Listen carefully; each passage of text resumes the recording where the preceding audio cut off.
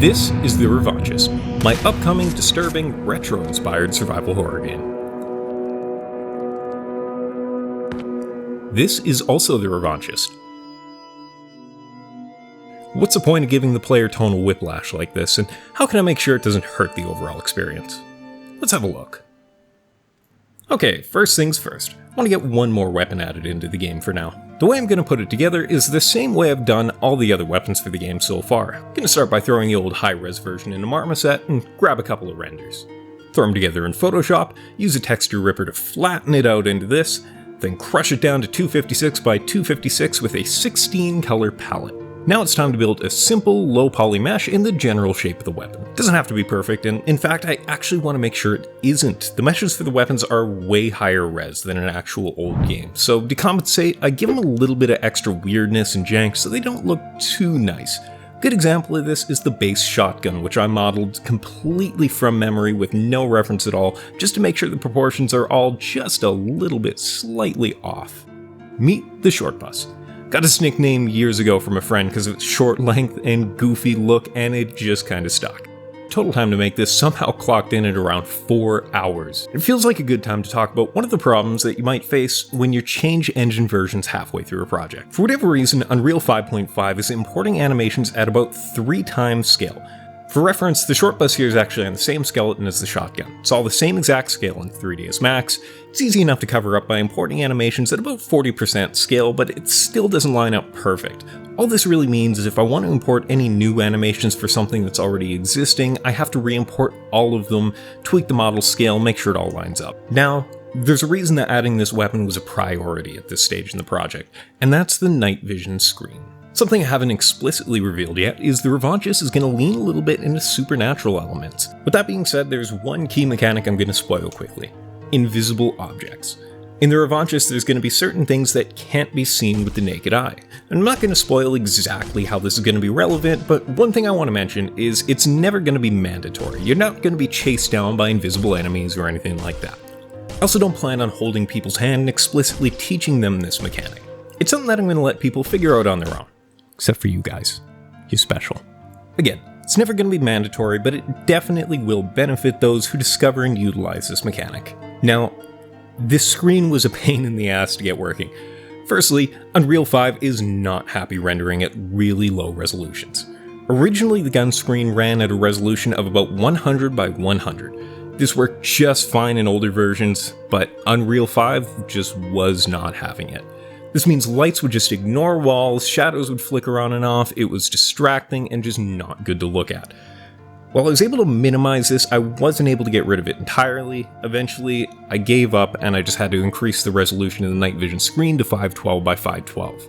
Given that the actual game runs at 480p, this is a bit excessive. Now, realistically, it's not a big deal. Between the main game and the high-res night vision screen, the game has to draw just over 600,000 pixels per frame. So if you don't know a whole ton about resolution scaling, that probably still sounds like a lot, but consider this. A 1080p screen draws just over 2 million pixels per frame, and 4K draws about 8.3 million pixels per frame. 600,000 is still pretty light all things considered, and is still actually a lot smaller than 720p even. Despite this, I really want to make sure that this game is as performance light as possible, and I want to keep working to lower that resolution as much as I can. One last problem is there's no way that I know of at least to do actual night vision in Unreal. The way I tackle this is just by adding a very dim red spotlight next to the night vision camera, which has the exposure and gamma cranked way up. This means the player can still see a very faint red glow in front of them, but I'm okay with this. It's not entirely unrealistic. A lot of older and cheaper night vision does emit a faint red glow from the infrared LEDs. Unfortunately, adding in this weapon illustrated a lot more problems with my game's programming, specifically with the enemies. First thing I noticed, if I shot an enemy while they were in certain animations, such as this stagger animation, they would emit sparks instead of blood. I spent the better part of an hour chasing this issue around, and I could not figure it out for the life of me. Turns out, the solution was very simple. I'm just an idiot.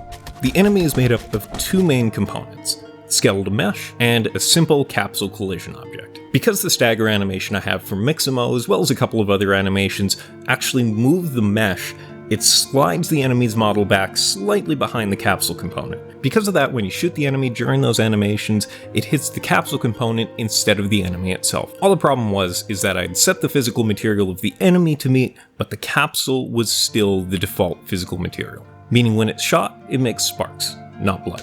This also explains why it didn't happen with the shotgun, because the rate of fire was so slow that by the time you could get the next shot off, the stagger animation was finished and the capsule was once again covered up by the enemy's mesh. From there, I found one more problem.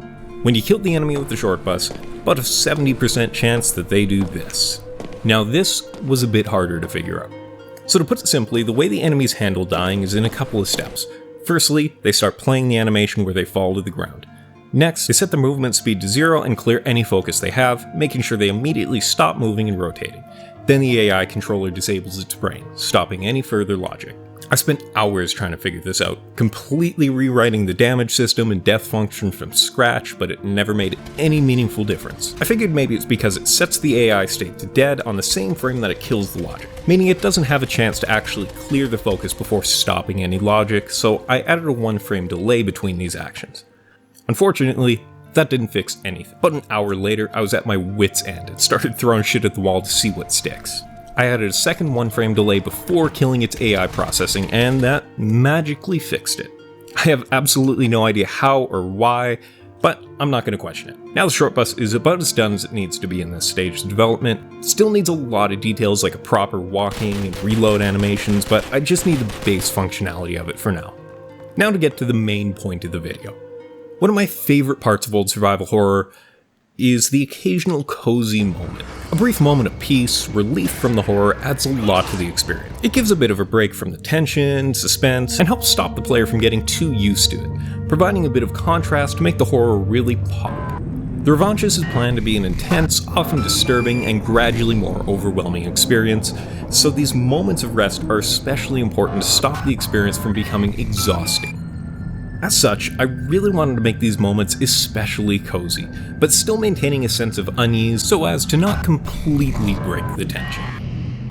If you watch my previous devlogs, you've already seen a glimpse of this in the test level with the shotgun room. So the game's going to start off in the main character's house, a place you'll be returning to a couple of times early on in the story, and I really wanted to double down on this cozy feel and really add some pop to the horror as it starts to ramp up. Now here's the thing.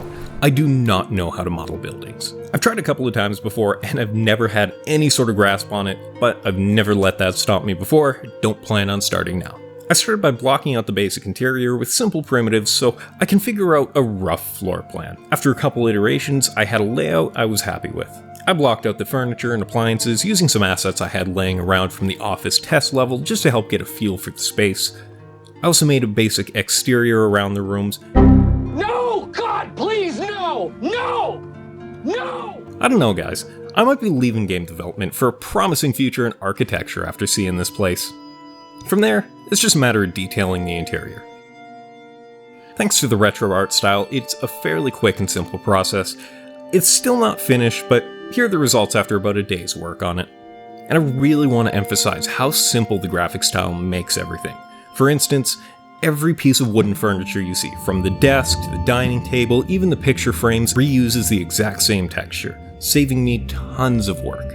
I've also put together a background track for the house that I feel captures the peaceful, almost nostalgic tone that I'm going for, while still maintaining a mild, uneasy tone, so it's not too comfortable, though it is still a work in progress. While these comfy moments are generally safe, provide momentary relief from the horror, especially as the story progresses, I don't want them to always feel safe. Now on the opposite end of the spectrum, there's one more thing I want to show off. In my first video, I briefly showed off the title screen for the previous version of this game. While it works well, it wasn't actually my first choice. I wanted to do something else, something that I just couldn't figure out how to achieve. I decided to take another crack at it. So first thing I did is put together a post-process material to make it look like the image is being seen on some sort of very old, low-resolution screen. Something that you could just barely make out vaguely what you're looking at. This is what I initially landed on.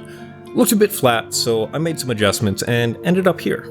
Now, the title screen features way higher resolution models than you can see in the actual game, and that's because I wanted the limit on what you can see to be the screen resolution and not the model resolution. I wanted to make sure that there is more detail to what you're seeing than you're actually able to make out. So most of the models were just reused from a previous version of this project.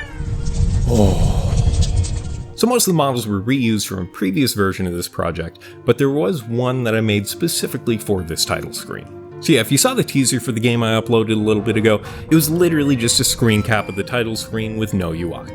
I'm struggling a little bit to get the UI to look good on it for now. Thing is, while I like this version of the title screen, I don't necessarily love it. While the tone fits well with the old version of the game, I'm not sure how well it vibes with the new, retro-inspired version of this game, especially since I'm going to be adjusting the tone a little bit to keep it more in line with the retro aesthetic. I might keep it, I might scrap it, I'll decide that later on, but I wanted to do something with it if I do throw out, so I figured, fuck it. Screen cap it, throw it up as a teaser. If I throw it out, it's not a complete waste. So I'm not working right now, I want to do something productive, so I've actually been cracking away at this project about 60 hours a week. I know it may not look like it, but I've spent a lot of time on this so far. So I've kind of fucked up my wrist recently, and using a mouse has just been making it worse, so I've been taking a bit of a break away from that. So it's taken me a lot longer than I was intending to get this video out, and I've actually got a little bit more progress to show off. So I've been getting this forest level put together as well. So the plants and foliage, I've really been trying to balance that sort of retro look with something a little bit more detailed and realistic. I spent a lot of time cracking away at it, made a bunch of different versions. This is what I landed on. So this is all just really quickly roughed together, slapped it together in an evening. Definitely doesn't look nearly as polished as I would like it to be, but it's good proof of concept. Just like to apologize, this video wasn't quite as well edited as I was intending it to be. Can't really use a mouse right now, unfortunately. I've been trying, and it's just been making things worse, so I'm taking a bit of a step back from that. So if you got anything to say about this project, any feedback, criticism, I would love to hear it. Please do let me know in the comments. Thank you very much, and everyone have a fantastic rest of your day.